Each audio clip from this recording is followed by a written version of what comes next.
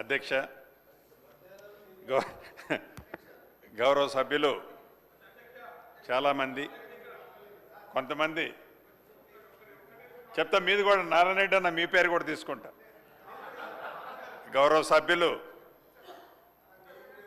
కొంతమంది డివిజన్ల గురించి, కొంతమంది మండలాల గురించి ఈ సభలో ఉన్న సహచర సభ్యులు చాలామంది అడిగారు. ముందు పల్లా రాజేశ్వరరెడ్డి గారి డివిజన్ గురించి, పల్లా రాజేశ్వరరెడ్డి గారితో పాటు మా సహచర మంత్రివర్యులు బావగారు కోమటిరెడ్డి వెంకటరెడ్డి గారు కూడా దాన్ని ఆదరైజ్ చేశారు.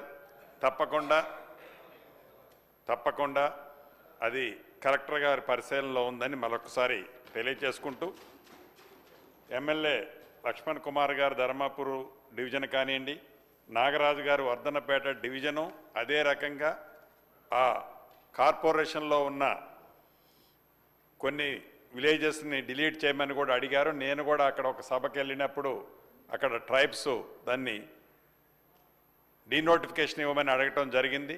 తప్పకుండా దాన్ని కన్సల్ట్ మినిస్టర్ గారి నోట్ అంటే సీఎం గారి కింద ఉంటుంది కాబట్టి తప్పకుండా దాన్ని తీసుకెళ్తాను. ఈ డివిజన్కి సంబంధించిన సబ్జెక్టు అదే రకంగా మహబాద్కి సంబంధించింది మండలం అడగటం జరిగింది. శాసనసభ్యులు ముదోలుకు సంబంధించిన 3 మండలాల గురించి ఆ శాసనసభ్యులు వారు అడగటం జరిగింది. బోధకు సంబంధించిన శాసనసభ్యులు రెవెన్యూ డివిజన్ గురించి అడగటం జరిగింది. తాండూరుకు సంబంధించిన శాసనసభ్యులు మండలం గురించి అడగటం జరిగింది.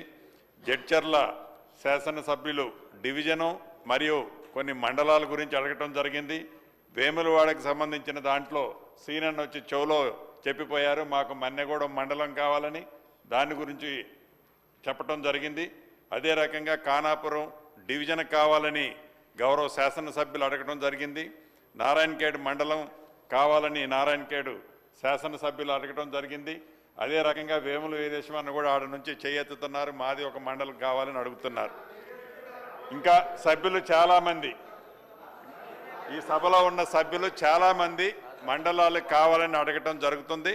తప్పకుండా ఏవైతే మండలాలు అడుగుతున్నారో వాటిని సంబంధిత అధికారుల దగ్గర నుంచి రిపోర్ట్ తెచ్చుకొని ఫీజిబిలిటీని చూసి, ఫీజిబిలిటీ ఉంటే ఈ ప్రభుత్వం భేషజాలకు పోకుండా అటువంటి మండలాలు కానీ డివిజనల్ కానీ తప్పకుండా ఇవ్వటం జరుగుద్ది.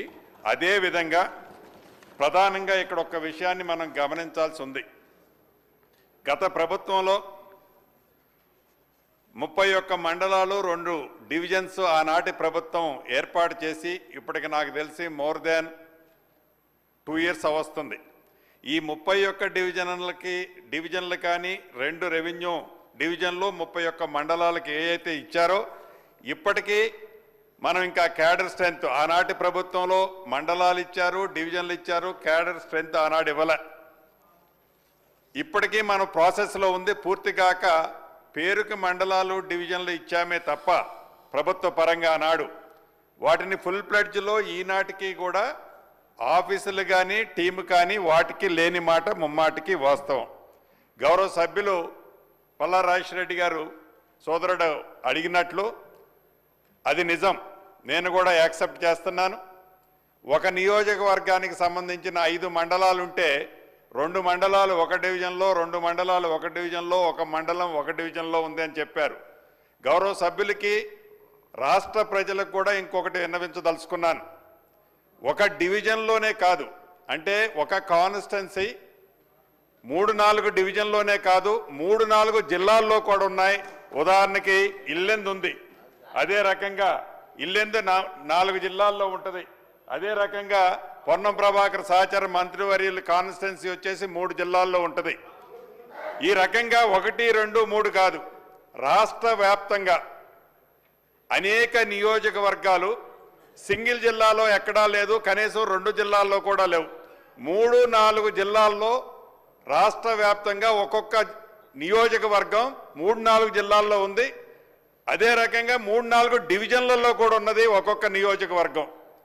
అంటే ఆ విభజన చేసేటప్పుడు, అంటే మేము ఈనాడు అధికార పార్టీలో ఉన్నామని కాదు, గత ప్రభుత్వాన్ని విమర్శిస్తున్నామన్నది కాదు, కానీ ఇది ఫీజిబిలిటీ పరంగా నిజంగా చాలా ఇబ్బంది ఉంటుంది.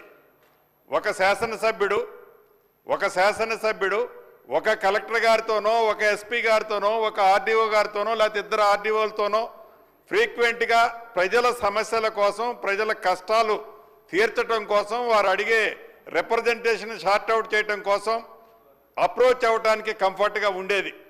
కానీ మరి ఆనాటి ప్రభుత్వం ఎందుకు అలా ఆలోచనతో ఆ జిల్లాల బైఫర్కేషన్ చేసేటప్పుడు కానీ ఆ నియోజకవర్గాలని విడగొట్టేటప్పుడు కానీ లేకుంటే ఆ డివిజన్లో ఏర్పాటు చేసేటప్పుడు ఆ రోజు ఏది ఆ డివిజన్లో ఇన్కార్పొరేట్ చేస్తే కంఫర్ట్గా ఉండేది.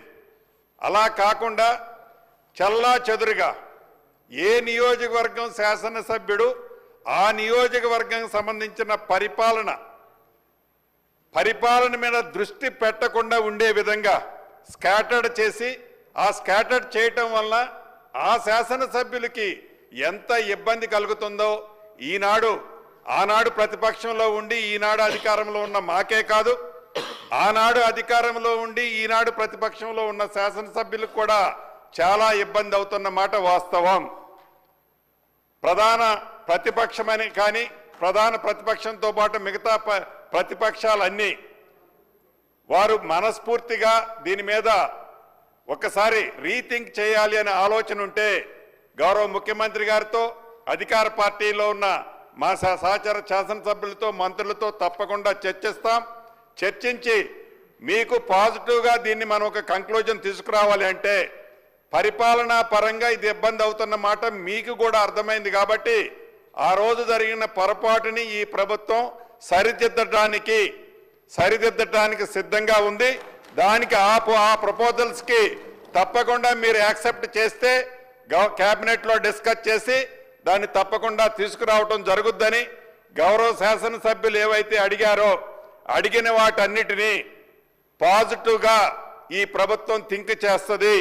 ఫీజిబిలిటీ రావడంతోనే వాటి మీద ఒక నిర్ణయం తీసుకుంటడం జరుగుద్దని గౌరవ అధ్యక్షుల వారి ద్వారా ఈ సభకు తెలియజేస్తూ సెలవు తీసుకుంటున్నాను.